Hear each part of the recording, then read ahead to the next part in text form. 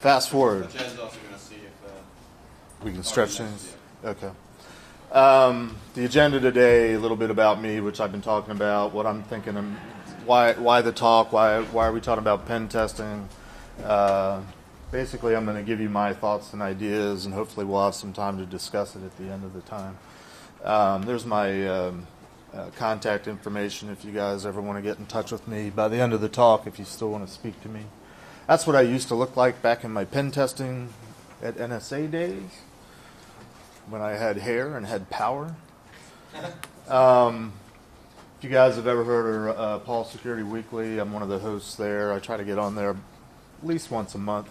I'm getting on there more often now since I'm actually currently unemployed. I'm also a Jedi Master. There's a story behind that, which I don't have time to tell, but really I'm a Trekkie. The original series, not any of the cheap imitation remakes.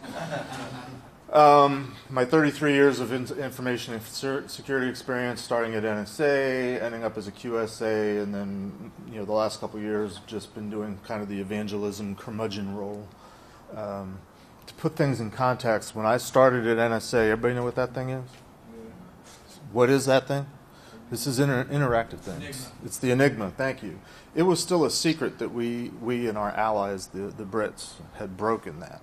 Why do you think that is? Nope. they're still using it. There are countries still using it. It was not revealed. I started in '86 at NSA. It wasn't revealed that technology had been broken, I want to say till like '88, '89, something like that. While I was at NSA primarily, as I was telling you guys, I did cryptanalysis, I bounced around. I was actually there. There was a little conflict in the desert before the last 13 years called Desert Shield, Desert Storm. I was involved in that from the civilian side of things, on the operational side. And then what I was telling you guys initially was I got into pen testing at NSA. We were setting up doing ethical hacking pen testing because the office that I was in was fielded systems evaluations. I give a talk about my old days as a Crypty. You can find it on YouTube. It's called Tales from the Cryptanalyst. I ended up in this office. It was called Fielded Systems Evaluations. NSA discovered, or somebody had this brilliant idea that the way that we often break the adversary's communication systems and encryption systems is people don't use them right. They reuse key. They forget to switch some switches. They find bypasses. Does any of this sound familiar? I disagreed with one thing the keynote said, that he said something about how pen testing has changed so much and the industry has changed so much over the years. I'm like, I don't think it's changed much at all. That's another talk. But because we were doing fielded systems evaluations and networking was becoming more popular, we started looking at network systems, which got us into pen testing and ethical hacking and vulnerability discovery and so on and so forth. Has anybody heard of this book? Now that you're going to get a voucher for a free book, I might recommend this. It came out earlier this year. It's a book called Dark Territory, The Secret History of Cyber War. There's a chapter 4, called Eligible Receiver, and in that chapter there's this following statement. The NSA had a similar group called the Red Team. It was part of the Information Assurance Directorate, formerly called the Information Security Directorate, the defensive side of the NSA, stationed in FanX, the building out near Friendship Airport. During its most sensitive drills, the Red Team worked out of a chamber called the Pit, which was so secret that few people at NSA knew it existed, and even they couldn't enter without first passing through two combination locked doors. Are you intrigued? Are you excited? The Pit is the name of the office I used to work in, so we're famous. This is the FanX complex. They actually spelled it wrong in the book. It's just FANX. This is right outside of BWI Airport, if you've ever flown into or out of BWI Airport.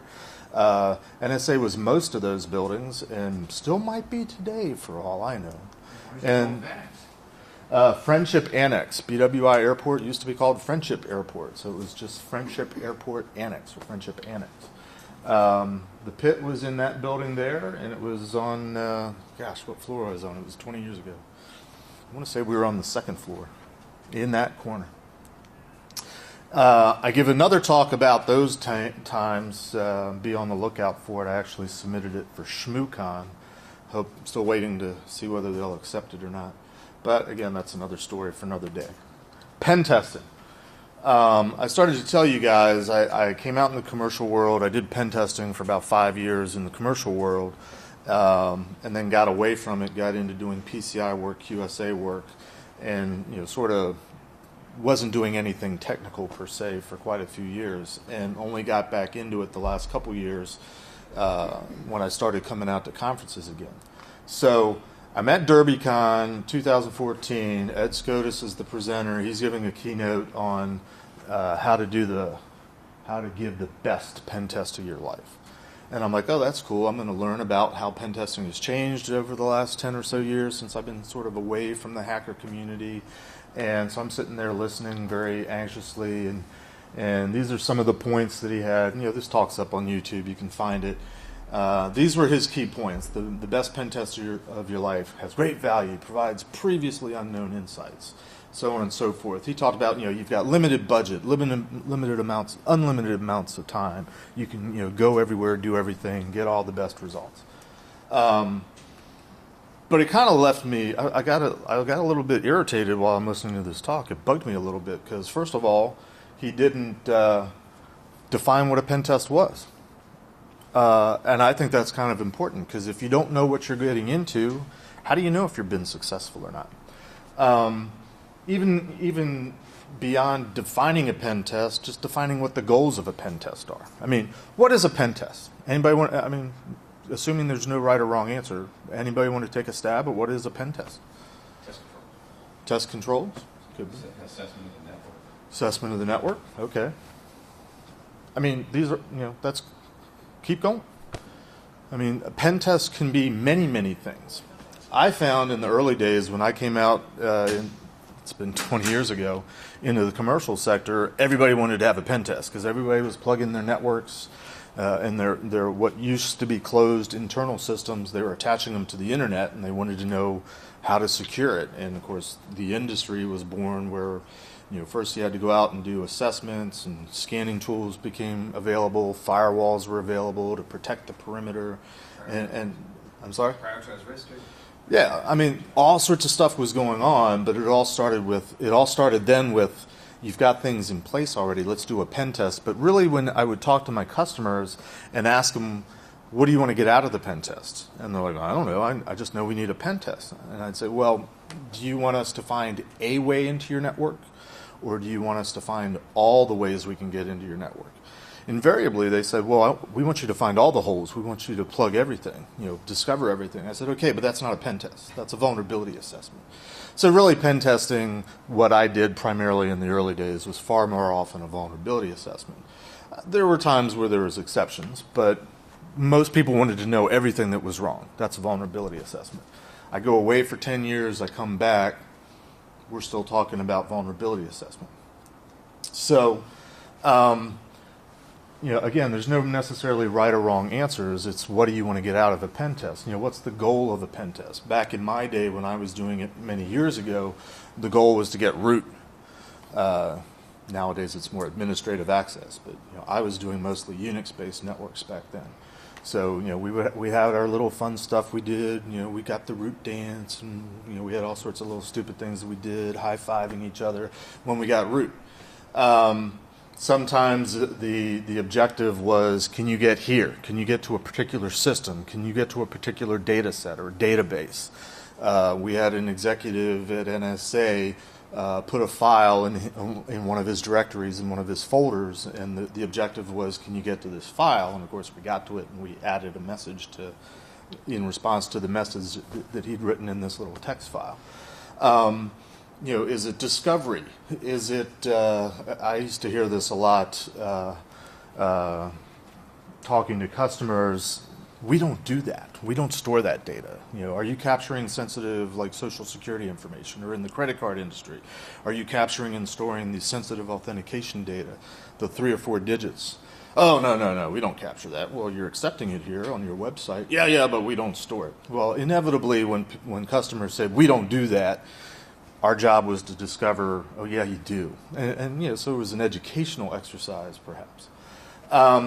Lots of different reasons. And they're all legitimate, really, if you just go into the pen test with, this is what we want to get out of the pen test. One of the things I've also seen in the gap over the years is sort of, and anybody know what that is? Reference? Kobayashi Maru? It's a movie reference. Yes. From Star Trek. Star Trek. Which one? Come on, shout it out. We don't have time. It's Star Trek II, the original series, The Wrath of Khan. The spoiler alert, if you've not seen the movie, one of the themes going through the movie is Captain Kirk is the only cadet at Starfleet Academy that ever defeated this unbeatable test, which was called the Kobayashi Maru. The point of the test was to see how a cadet would react in an unwinnable situation. So it's sort of a holodeck, role play. They're on the bridge and they're being overrun by Klingons and the ship's about to be destroyed. All lives are going to be lost. How do you handle that? That's the point of the exercise. Captain Kirk was the only one who had ever defeated it, and it turns out at the end of the movie, what he did was he hacked into the application and changed it so that there was an outcome where he could win. Boy, that's what, pen testing in the early days, people got good at the firewalls and the perimeter protections, then we started talking about, but what if you're an insider? Where can you go from here? Social engineering came about. Well, what if people are breaking in? What if people are sending you phishing messages? We've learned a lot about that this morning. So anytime a defense goes up, you figure out a new way to sidestep it and get in. So is that legitimate or is that not legitimate? These are the questions that I asked. So I mentioned I was a QSA. I came into this talk a few years ago, and my mindset is really based on the PCI standard. Have any of you guys ever seen this before? Is this new to you? The PCI data security standard has 6 overarching goals, which I would argue are pretty comprehensive, technology independent, and they're split up into 12 major requirements, and from there I've lost count. There's 400 and some odd sub-requirements. And I did say PCI, so go ahead and insert you're a stupid PCI auditor now. These are some of the PCI, actually these are most of the PCI customers I had over the years. In the middle there, TJX companies, Heartland. There's other companies up there that claim, their claim to fame is that they were famously breached in the mid to late 2000s. So the team that I was involved with was responsible for going into a lot of these breached companies in the mid to late 2000s and do the cleanup and get them really on board with PCI and security. So I'm not the typical PCI QSA. The data security standard in version 3, which came out end of 2013, they finally introduced detail into what a pen test is supposed to be. PCI has always required pen testing since the very beginnings of the standard 12 years ago. But they never really defined what it was. And I looked at a lot of pen test results in my role as a QSA over the years. You have to do it inside, you have to do it outside. But there was really never any definition of what it was supposed to be, any definition of should it be automated or manual or some combination. What is it exactly? So finally PCI came out with a document that kind of put it in detail, and then they put it into the standard. This is what's supposed to be in a pen test, and it starts with have a documented methodology. What a great idea. Have a set of ground rules, and you can read through that. It's pretty comprehensive. Inside, outside, what does that mean? And not just inside, outside your network, but inside, outside what's known as the card data environment, your more sensitive systems. Do it at the network level. Do it at the application layer. Great idea. They have this nice definition of a pen test, and we don't have time to let you read it all. Let me paraphrase. It's pretty good, and it says, and this is something that PCI is famous for, they get down to really what constitutes a pen test is exploitation or attempted exploitation of discovered vulnerabilities, risks, holes, bugs, whatever you want to call it. Where they failed, in my opinion, is they say it should be a manual process, but they didn't say it must be a manual process. The pen testers that I used to work with, we kind of prided ourselves on it being a manual process, and I think a lot of the pen testing community, a lot of the Ed Scotuses and the big names, they all talk about it really should be manual. It's got to be you against the world, not what do they call it, puppy mill automated tools and things like that. But they allowed it because there's a lot of companies in the PCI world that are selling automated pen test tools that companies use to meet the requirement. So the operative thing here is exploitation. The gap is between manual and automated. That's my paraphrase. But here's what really got to me. In the world of PCI, where companies are supposed to be basically implementing a comprehensive security program, and they're supposed to be, it's sort of linear, building secure systems, building secure networks, maintaining them, keeping them secure, having endpoint protection in place, having monitoring in place, having logging in place, having intrusion detection in place, having a vulnerability management program in place. It's patching systems on a regular basis as critical patches are coming out, responding to events, revisiting everything as new things are discovered, doing vulnerability scanning. The scanning tools that are out there are they try to stay up to date with all the latest, greatest bugs and vulnerabilities and misconfigurations that are out there. And if you're supposed to be doing all of that, then why do you need a pen test? Any initial response to that? It's not going to catch it all. Yeah. So let that question simmer for a minute. The things that I saw most often, especially in my PCI days, of why people wanted to do the pen test, first and foremost, was to meet the compliance requirement.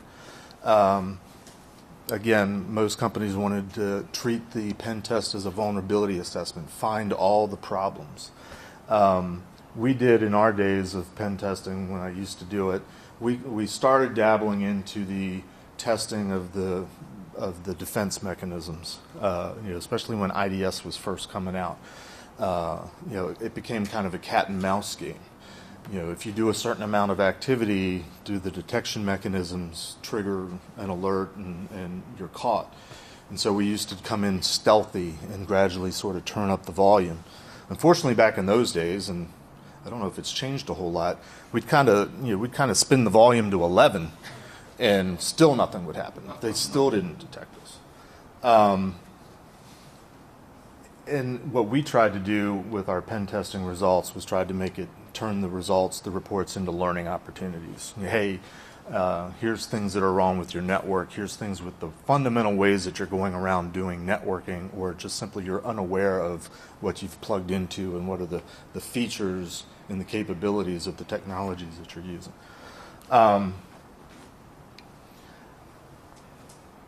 In my opinion, and this is where I'm going to be a little soapboxy, I kind of felt like, pen testing's been around for like 25 years, give or take. Some could argue longer, but as long as networked systems have been around, there's been some concept of penetration testing. And what was nagging at me is, again, if people are doing all the right things from a security perspective, from a building a program perspective, why still pen test? Especially pen tests, and I think I've seen it enough in the last couple of years that I've been coming to these hacker conferences, listening to a lot of talks about pen testing. There's still a lot of pen testing that's done, in my opinion, for the purposes of vulnerability assessment. Like this whole thing called security that we do starts with a pen test, starts with discovery.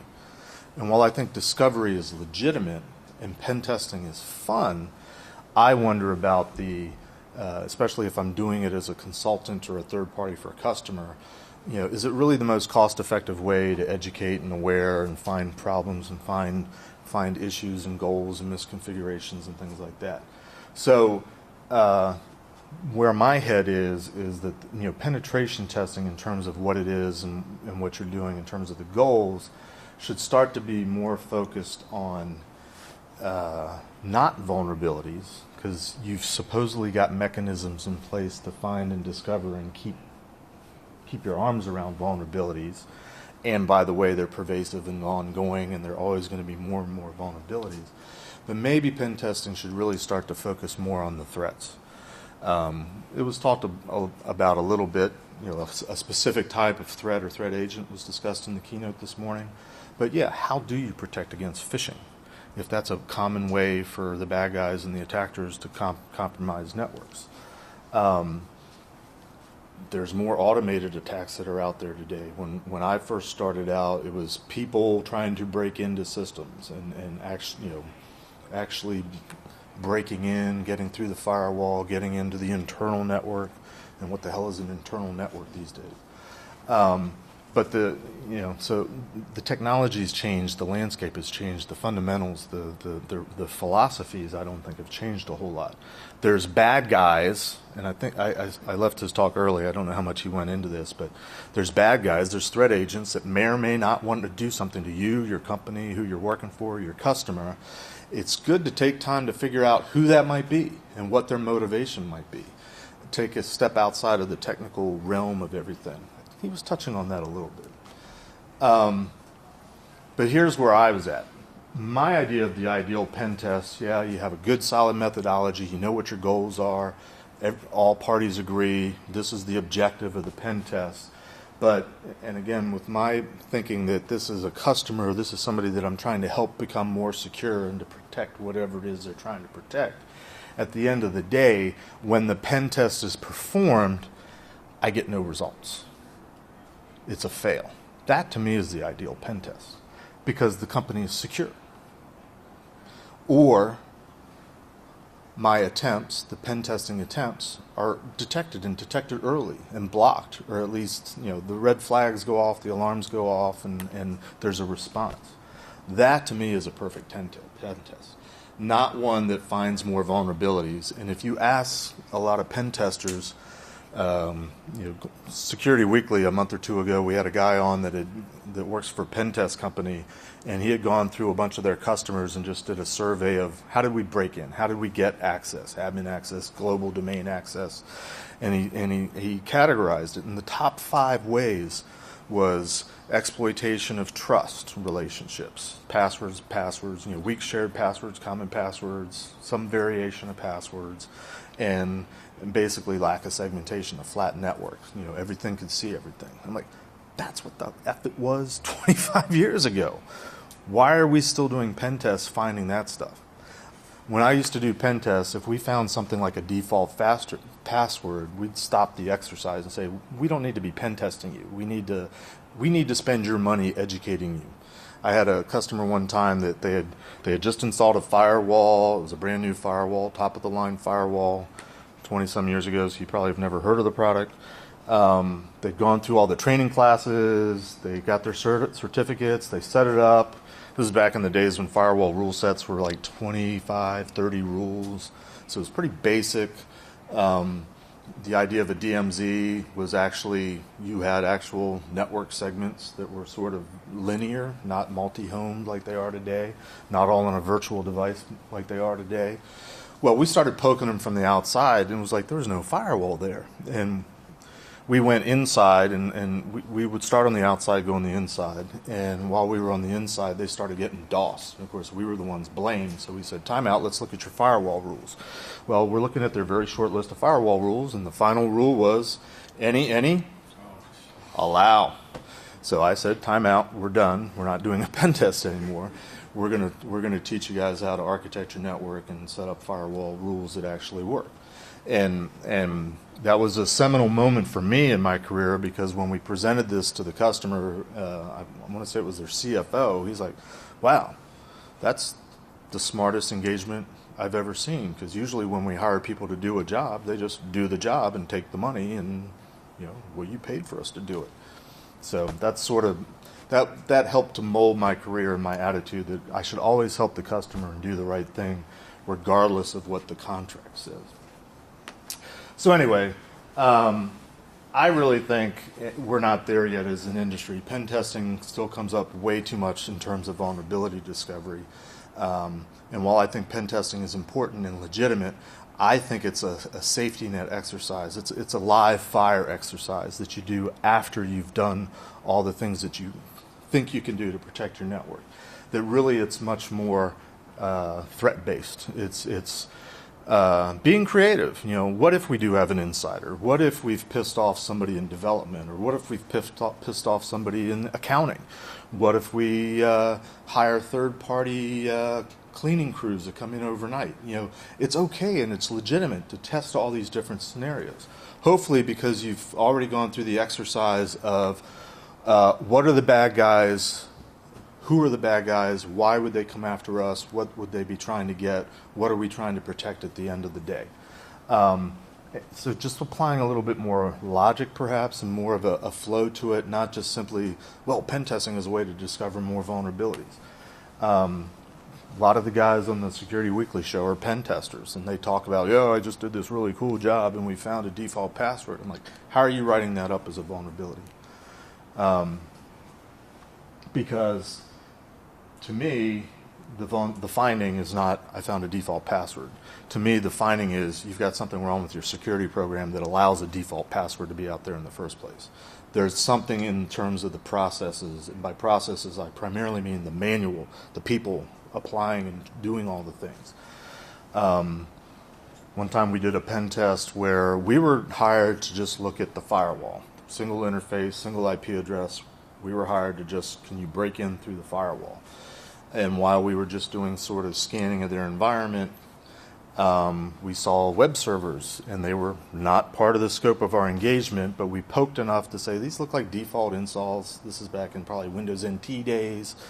And out-of-the-box systems, internet-facing, probably we're talking inside as well as outside. And we didn't touch them. We didn't go beyond the contract. It was a bank or an insurance company that would have sued us if we went beyond. But when we reported our findings, we said, your firewall is great, but there's this stuff over here that we're pretty sure we could have used to get in and break into your network. Another seminal moment in my career, whoever we were presenting to at that point turned to his people and said, what's wrong with our processes that we're allowing our people to put these boxes out on the internet? And I was like, wow, that's exactly the right question to ask. What's wrong with our processes? Somebody mentioned risk earlier. We don't teach the risk equation anymore. Everything in this industry is focused on vulnerabilities. But guess what? Vulnerability is just a portion of an equation that evaluates risk. And there's probably 10,000 mathematical equations out there to attempt to try to put a number or a value to risk. To me, it's got to be higher level and more intuitive. And I've always tried to break it down to simple math. And this is what I learned in my DoD days. You have vulnerabilities, you have threats. There's the things that you do to protect against the vulnerabilities and the threats that is somehow reducing whatever this value is. But there's this overarching multiplier, especially in terms of the commercial world, not so much in terms of the DoD, of the value of what it is you're trying to protect. What it is you're trying to protect might be sensitive data, it might be financial data, it might be consumer data, it might be your corporate reputation. How do you put a dollar value on that?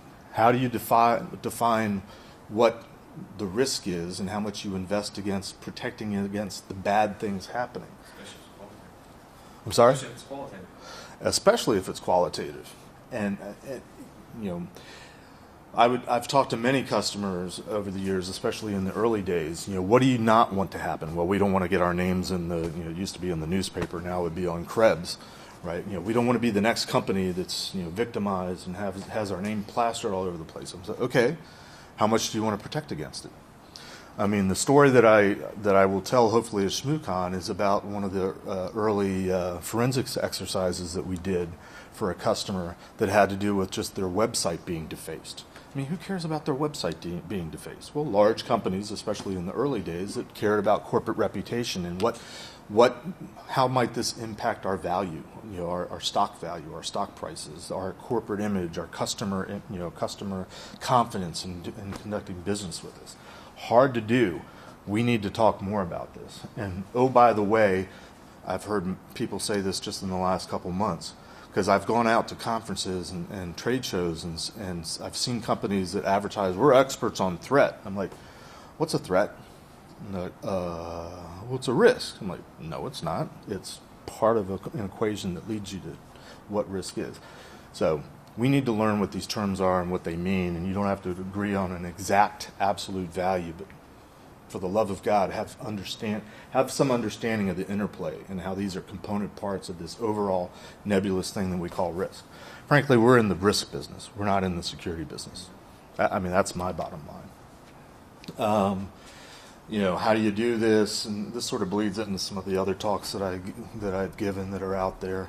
We need to become educators. We're the ones that know what's bad and know what's wrong. So we need to figure out how to convey and communicate that to people. I've heard referred to as muggles, or the stupid people, or the real people, or the ordinary people, which implies we need to be humble and stop calling the people that we're trying to convince to do things differently, implying that they're stupid. I can go on and on about this, but as a consultant, to me, it's all about communication, and it's really persuasive speech. You're trying to convince somebody to change behavior, spend money, do something differently, invest in different things. Where most of the commercial world just wants to buy technology, drop in some new product, and it's going to do everything for me, so I don't have to think. I mean, that's really what we're up against a lot of times. We've only got about 5 minutes. Any questions, comments, pushback, feedback? Agree with me, disagree with me. It's okay. Yes, sir. I've noticed that three-letter agency that you had previous employment with has often used the term pen testing for laboratory-type assessments. Mm-hmm. Yeah, so I think this goes back to what is a pen test. A lot of the research community, vulnerability research community, bug bounty, security research community, there's all legitimate reasons for trying to find vulnerabilities and bugs and things that are wrong with the technologies that we use. I just don't think that's a pen test. We call it a pen test. We kind of lump it all together. But to me, security research and vulnerability discovery is a different exercise than pen testing. If that makes sense. Yes? What's your thoughts on the execution standard? Pen test execution standard? I haven't read it. Do you guys, the companies you work with, they start accepting it? Or, we built our company methodology off of a lot of what that. I have that referenced in there somewhere, but I haven't looked at it in a while. What I think is I think it's referenced in the PCI documentation. Or maybe a better question would be, what's the, truly the benefit to a methodology in a pen test, and the importance of that versus. So, yeah, I guess depending on what methodology you're following or what industry accepted methodology you're following, I think the importance of following a methodology is understanding what the goals and what the outcomes are. I used to ask my customers, okay, so we're going to do this exercise, whatever it is, we're going to produce a report. What are you hoping to get out of it? Who's the consumer? What are they looking for? Especially in the PCI world, you might imagine as a QSA, I sometimes went into hostile environments because I was just the stupid auditor. I happen to know a little bit about security, so sometimes I had to kind of win the technical people over that I had to talk to. And one of the ways I did that is says, look, you guys understand your network far better than I do, and I'm sure you know what you need. I'm your best friend right now because if we can slap PCI on it, guess what? You're going to get it. And lo and behold, they would, and I won many friends. And again, that's part of the trust relationship. Yeah. All right, we got to wrap it up. Sorry, guys, that we got compressed. But Appreciate that. thank you. Thank you so much.